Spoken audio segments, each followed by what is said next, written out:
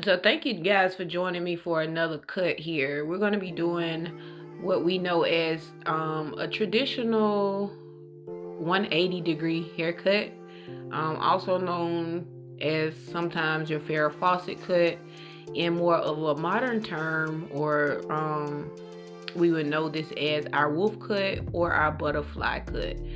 I'm going to take a different approach here. This is going to be more so for our beginners.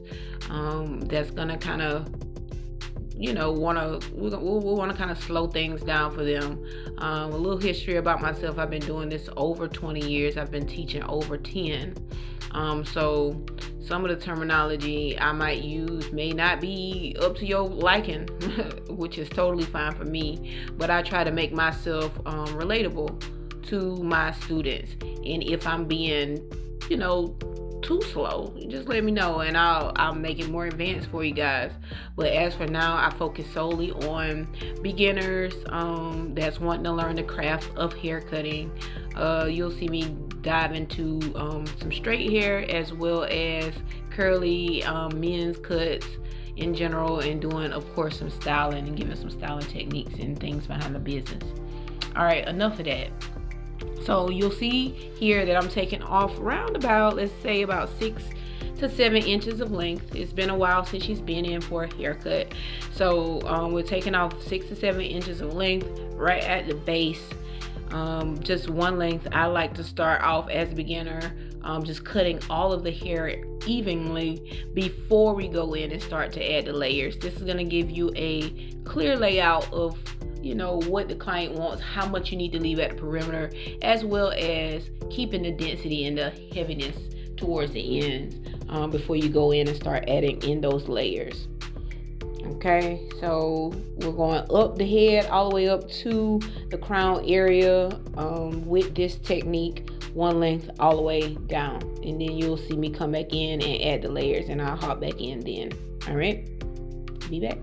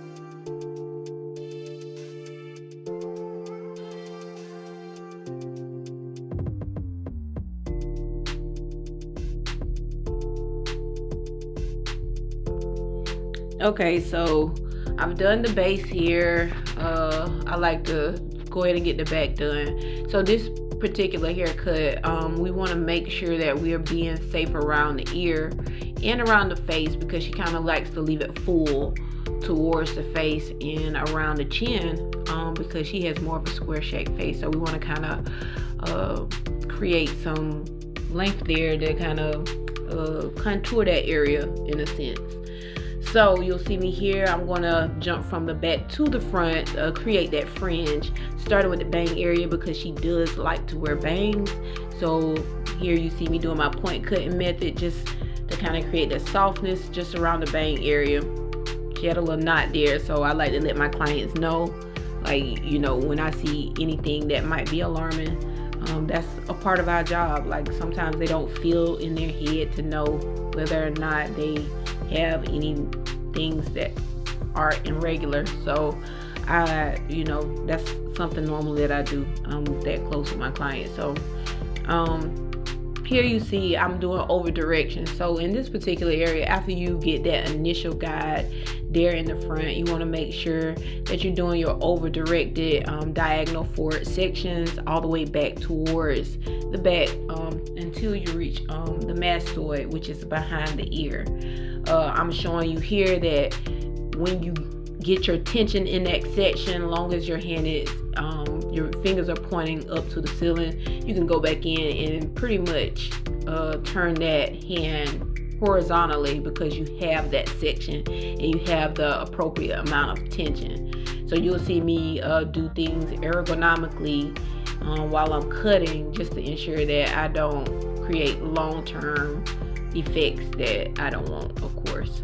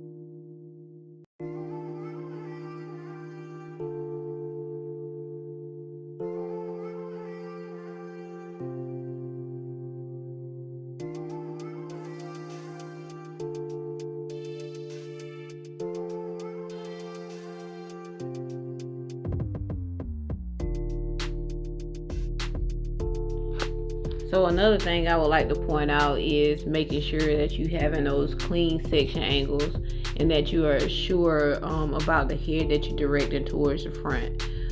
Reason being is because whenever we're using our section angles or we're creating different lengths in the hair, we want to ensure that the hair, number one, is symmetrical, the same on both sides. So using those section angles accurately on both sides is going to give you the ability to achieve that symmetry. But you also want to make sure that you're not over directing out of areas or zones that you don't want to. So like now how you see me kind of under directing where I have this hair going in on the side, I'm not doing as much over direction there, because of course I want to create a seamless transition in that area. If I was to do too much over direction, then of course it would create more of a shag, more of on the mullet side, where it's a lot more drastically shorter in the front and a lot longer in the back, and of course we don't want that. So let's keep in mind our over direction, and more so let's keep in mind like reference points when we're using our over direction techniques. Okay.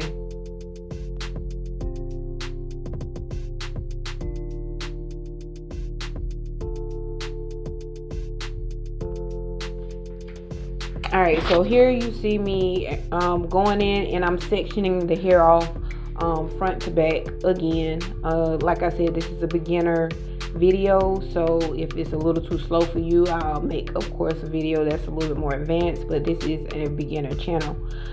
So like I said, I separated from ear to ear, the front to the back, and now you'll see me go in and go back to that shortest length in the front from the fringe area and create the length on the top. This is going to produce our layers, for lack of a better word. This is going to give us the appearance of our layers from that front section to the back to the crown area, because like I said, she wants to see a lot of volume on top, so she doesn't want that area flat, which is why we're doing more so a 90 degree from the shortest piece on the front part of her hair.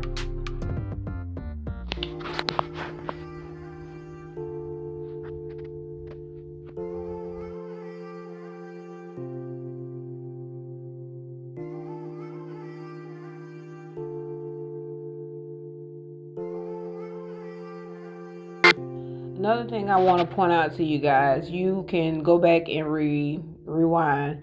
But as you saw, I got that initial guide from the center, and I got that guide, and then I used that guide. I split the guide in half, the center guide, and then I used that guide to cut the hair on top, just in the crown area, from parietal ridge to parietal ridge. That's where the hair shape starts to change on the side. So you'll see me here showing you the other side. That's just so I could get a better screenshot. So some of my finger angles look kind of crazy, but I just wanted to be able to show how much hair I was actually taking off of the top on this one.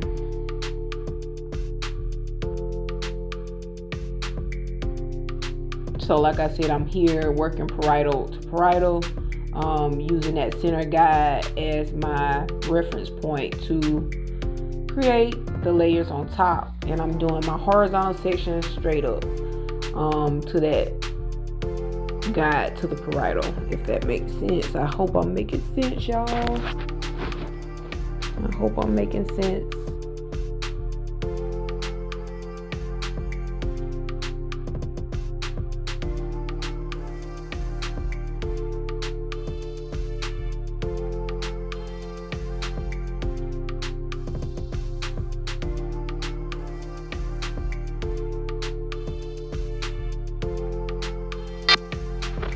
So we're back again, and we're going into the back section. The reason why you're gonna see me shampooing, I was about to say shampooing. The reason why you're gonna be seeing me wet the hair down a lot is because you need to keep this hair evenly saturated throughout the cut. Reason being, as hair dries, we know it tends to shrink. So you're gonna see me saturating, because I want the same amount of saturation all throughout the cut. The piece that I just picked up was the reference piece from the top section. That is going to be my guide for the back. I'm going to take a piece from the top and I'm going to pull it to the back. You see me sectioning off these sections on the side. That is just simply moving the hair out of the way. No reason at all. Just wanting you guys to see that my section angles are clean and I'm following that guide. That's my top section. Now I want to apologize because this part of the video starts to get real confusing because I'm out of the frame, y'all. Lord, I'm just like, what? Like, I go back and look at this video and literally I am out of the frame for the entire section of the back of the head, Lord. Okay? So please forgive me once again, y'all. I'm trying my best to get this stuff down.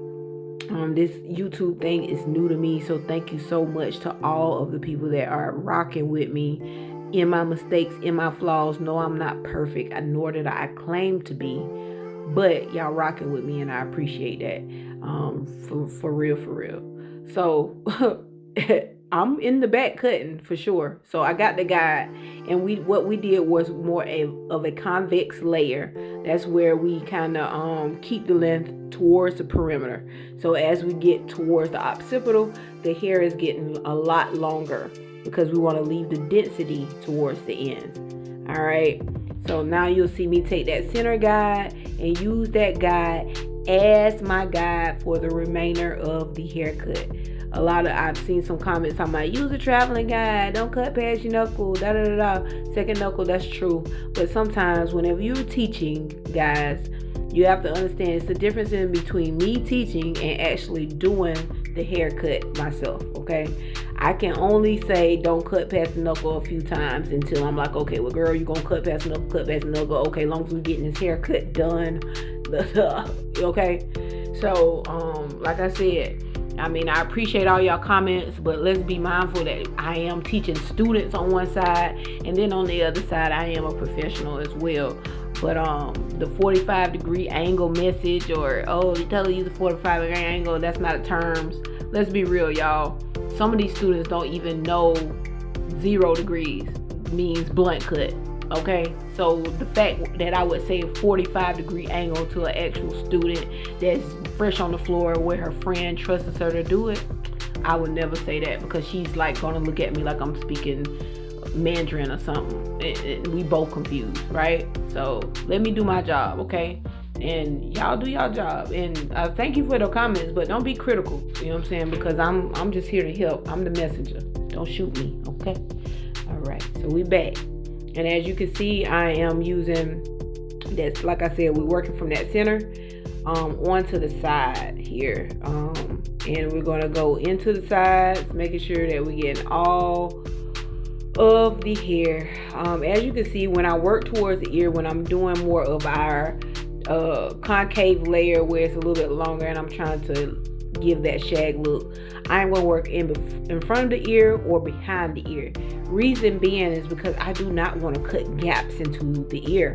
The ear is the easiest thing to cut gaps into because of the way the hair or the head shape changes around the ear. It's a little bit shorter, a little bit higher. So if I go in there and use my back guide as my side guide, then of course I'm gonna cut more hair off of the side. I hope that makes sense. So we here and we parting off, and we're about to get busy. We about to get real busy. We about to get real busy with this blow dry, y'all. I mean, real busy with this blow dry. This is my favorite part. So let me go ahead and just hush and let y'all enjoy this. Yeah. All right, let me hush. Bye.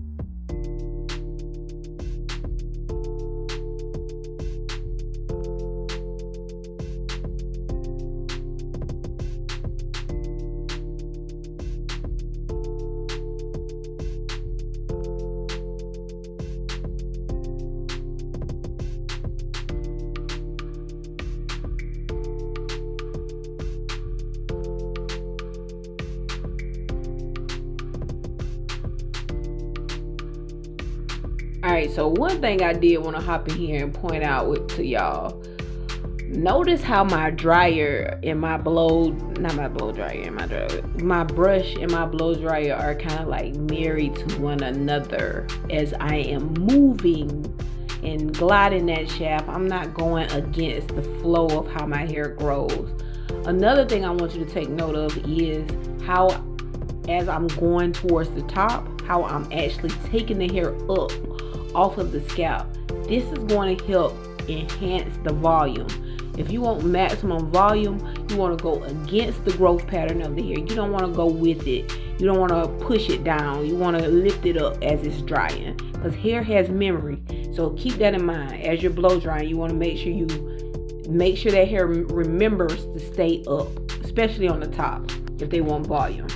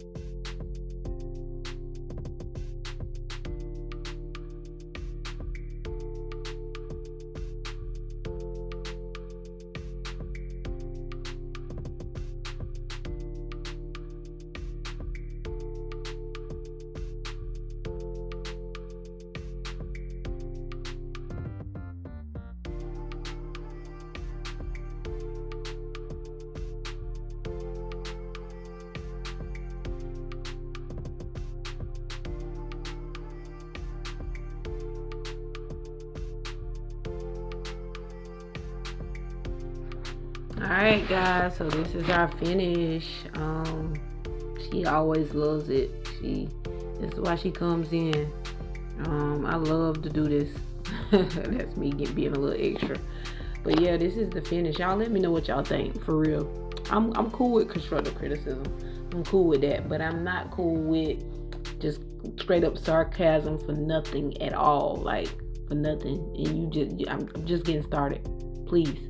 Okay? But thank y'all so much for your love and support. Let me know what you think in the comments. Don't forget to like, subscribe, and please share, so we can spread the word, spread the love of education.